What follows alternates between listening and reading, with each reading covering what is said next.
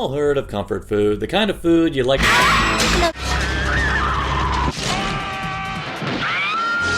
gonna scare the hell out of you.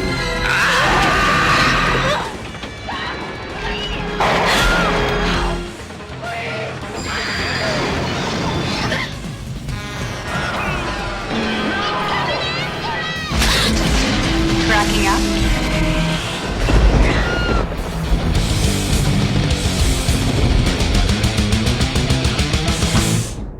Hi. My name is Stephen King.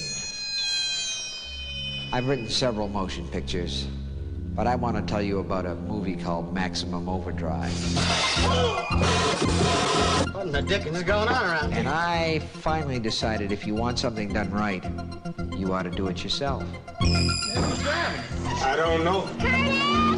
It's coming after us! I just wanted someone to do Stephen King right. Please don't let us be in the dark. Help me. I'm gonna scare the hell out of you. Stephen King's Maximum Overdrive.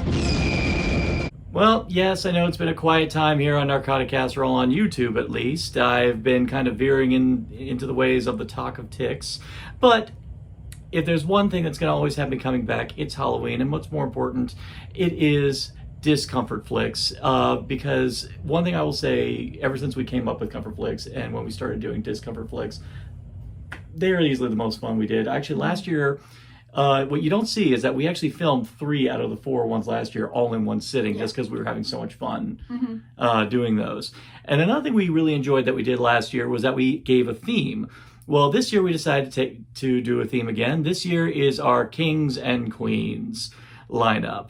And I suppose, you know, when you think of horror and you think of a king, there is no king greater than...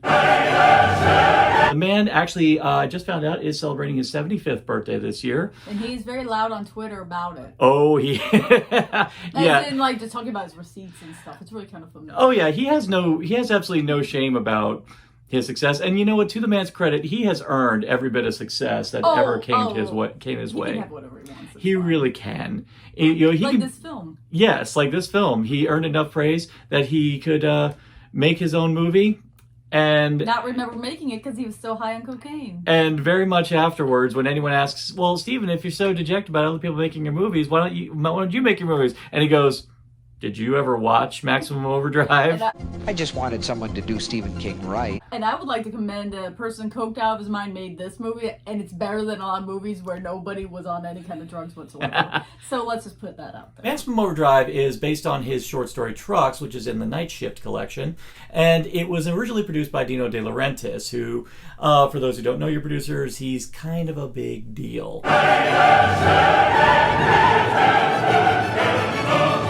Now, there were a lot of people who were up for it, but I forget there was a bit of negotiation where inevitably Stephen King, in a very intimidated fashion because he was busy at the time, decided, I'll direct it. Okay. So, and this is what we get. I know we're going to be harping on cocaine for a while, but it's pretty much the best thing cocaine ever gave us. Fortunately, everything that you need to know about the movie is pretty much spelled out quite literally in front of you, because the first thing that you see in the movie is the world surrounded by a green haze and text telling you that a comet has passed by Earth. And you know what? You gotta love a director who has enough self-deprecating humor to be willing in the first scene of the movie to call himself an asshole for doing a Hitchcock ripoff cameo. Honey, this machine just called me an asshole. Selectively, all the machines start There's working. no rhyme or reason to the machines coming into life. It's some machines, not all of them. There's no consistency as to what kind of machine. I mean, a bridge comes alive. Can't you see we've got a situation here?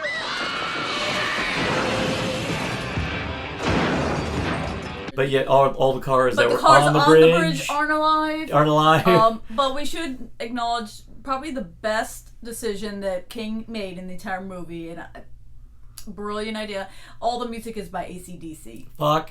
And it's yes. legit. It's not, oh, we just took our... No, they wrote music. It is a 100% AC/DC soundtrack. Mm-hmm. So, if anything, you just know you're going to enjoy that soundtrack. Yeah. Their single Who Made Who was written for this film, and it's actually, and if you actually listen to the song, it's very perfect lyrically. It's actually a perfect song for this movie. Plus, it's actually a line from the movie. You can!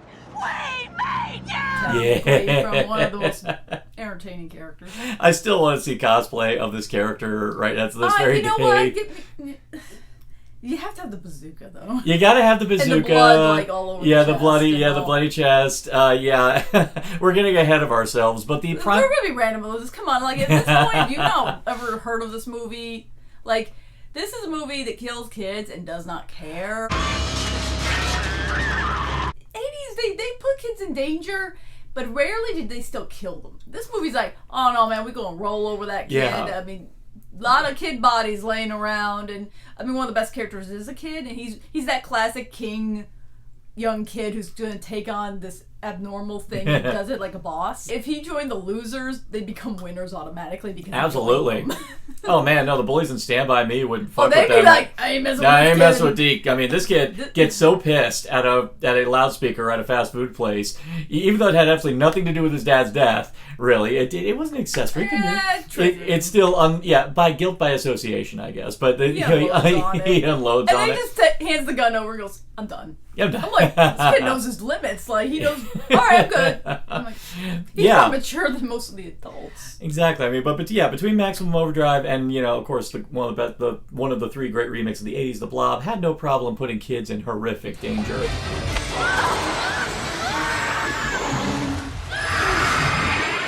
I miss that aspect of. I do feel we're getting back to that. Though. A bit. We are. Well, thanks to thanks to Stranger Things. Yeah, but that if we are all going to call that out, that's all 80s stuff, though. They're bringing it's still 80s, but now just being shown now. I'm talking about now, but the problem is, and I'm gonna have to say, is that kids are actually being harmed now in the real world. Exactly. So it's like, best to remind the kids, the world is pretty fucking. I think they already know. I think they know. In fact, I'm pretty sure they're smarter than. But I still will say, in film, it was nice to see that stakes were there. That certain people are not safe. Actually, one of the great things I like about this film is that tons of people live.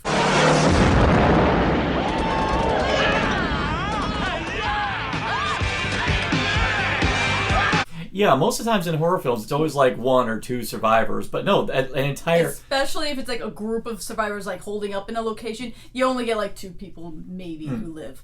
This one's like, the guy who drove the goblin truck, he lives. Yeah. He's barely in the movie, but... Played by Barney from Silence of the Lambs. Yep. He's a cool guy, he's nice, and he helps them out, but he doesn't do a lot. Speaking of cool actors who weren't nothing when the movie was made. Oh my god, it's the best! Giancarlo Esposito, who most people now know and absolutely worship today as Gus Fring from Breaking Bad, Moff Gideon from The Mandalorian. But Giancarlo Esposito has a brief role in this movie as a guy who sees... Twinkie guy, I think they call him. They call him Twinkie guy. He has a Twinkie in his hat.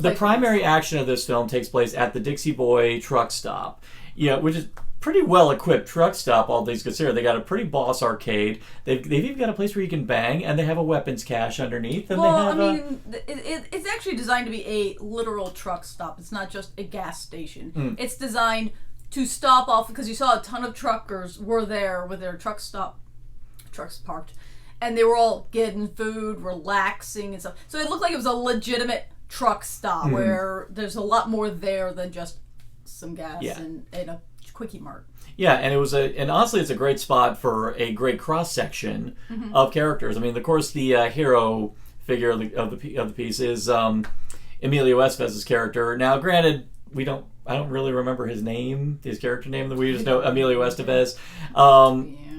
As much as we love all the actors in the movie, I mean, the characters are. You remember more as what they do or like an icon of them or what their death is than the actual character name. Like, I actually don't remember many of their names, but I'll be like, Emilio Estevez, the hitchhiker, the religious Bible salesman, Lisa Simpson. Curtis? Is he dead? Yes. Her husband. Yardley Smith is in this film. Oh man, and she's oh boy, is she in this film. I'm caught in this goddamn... Oh my god! God! Like, I'm not surprised. I am surprised no one just duct taped her mouth, because she actually got to a point where I'm like, the trucks can hear you. And they can actually, like, hear. Though I admit I'm impressed that she lived. Normally a character like that... Yeah, well, not only that, but also her husband. And her husband, Curtis, is actually pretty badass. No, he turns into a badass. Yeah, I mean... Like, he soups up, and I'm like, power to you, man. He wasn't a bad character, or like a nerd or anything, but, like, he soups up quite a bit. Yeah, there's like a whole cross-section of really fun characters. I mean, you even have Pat Hingle, who most people know and just are okay with the fact that he played Commissioner Gordon, easily the most useless Commissioner Gordon. That's supposed to be default. That was defaulted, sure. The best part is when he just shows up with the bazooka. Yeah, and there's no foreshadowing whatsoever to the fact that he has...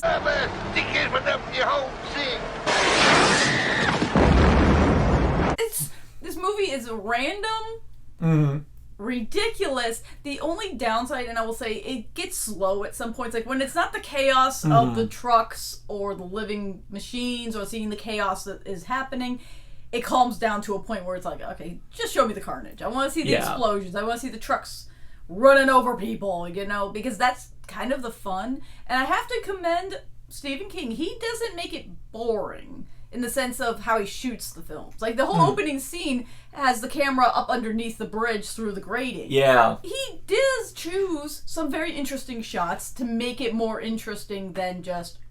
Well, I know that he actually did get a pretty experienced director of photography on this one. Proves his intelligence. He knew, I have never directed before. I need to have people who know what they're doing working with me. And I realized, respect that. With the angles they get, especially on sequences like that with the drawbridge, are very impressive. I mean, yeah, there's some intense, or even like when I think it was Goblin Truck. I don't know what its actual name is, but there's a shot where the camera is following its mirror, so you see the reflection, basically telling you this thing is looking at them and watching them. The rules are very inconsistent about about what this phenomenon is doing with all the machines, because we also notice that there's a great chase scene where the newlywed couples are running from, Duel's stepbrother. How come their own car is not rebelling against them? Yeah, not all cars. It's not every bit of machinery, but it is. Like some, but not all. There's no consistency as to there's no consistency, but at the same time, though, I kind of okay with that, because it does lend a level of spontaneity to what will come alive. Yeah, you don't know, could this, but they don't play into that where they're actually nervous around objects or anything. You kind of just...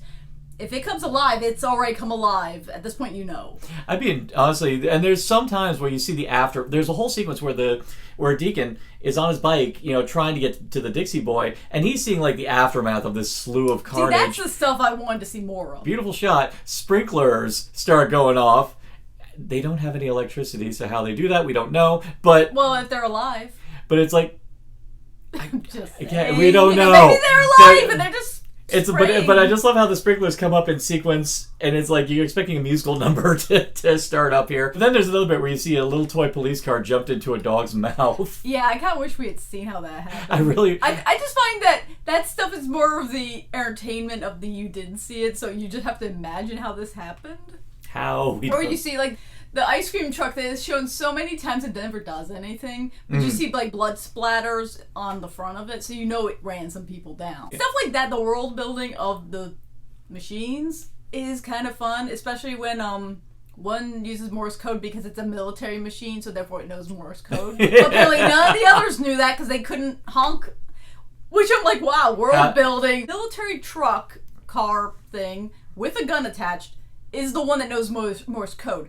The Goblin Truck, the other ones, none of them did. They all knew their own language. They could honk at each other and understand each other. Yeah. But Morse code to talk to the humans, but they understood English because Emilio Estevez talks to his buddy. talks into the ear. Talks into the ear of the Goblin Truck. How ridiculous movie is. It makes no sense, but you're kind of like, I'm watching a grown man talk to a car, and the car honks, and all of his buddies honk, and literally sends out a message for all the trucks to get food, basically. Yeah. It's so ridiculous. But that's why the movie's entertaining, because you don't get ridiculous. When we get ridiculous nowadays, it's actually like good quality. Like, no offense to that. It's good quality. This is trash, but it's such lovely, wonderful trash. And knowing this is Stephen King on Stephen King. As a good like primer for what you're in for, just watch the trailer for the film. The majority of it is Stephen King standing in front of the Goblin truck saying, like, you know, well, if you want to do something right, you got to do it yourself. I'm going to scare the hell out of you. And this is pre-CG, so when there's blowing up stuff, when stuff's getting flipped over and everything, no, that's real. Stuff gets blown up good. And they're not doing them miniatures. They didn't have that budget. They were like, get some old trucks, we blow them up. This is one of those days where they build a set specifically for... And there's some good explosions. Big ones. I mean, like, inevitably, spoiler, when the Dixie Boy finally does blow up, it's a pretty damn amazing explosion. It's a good... There's even a great one involving a truck exploding and toilet paper flying all over the place. Because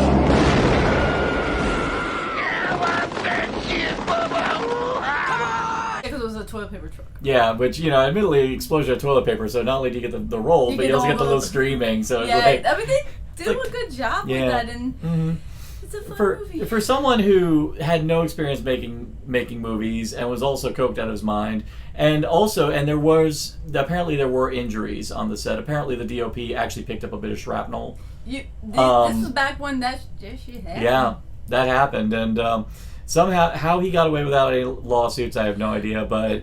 The contracts and understanding that you are working with explosives and bad things can happen. Oh no, I don't think it wasn't even an explosive. It was the lawnmower. Well, yeah, but I'm saying this was not a Twilight Zone situation. This was a situation of accident.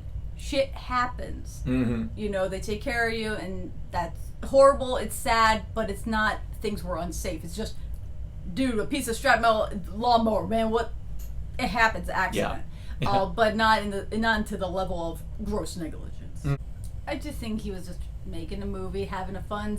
What he called it, like an idiot movie or something. Like it's a dumb, fun movie, and I'm like, oh, you get it. You're allowed to have that. That's something that I think needs to be a major takeaway, because when you go on like film groups on Facebook, you got all these like wannabe pretentious people trying to be like, oh, that movie's such a piece of so below me. No, it's the idea that if you like something, it has to be of quality, therefore you're a smarter person.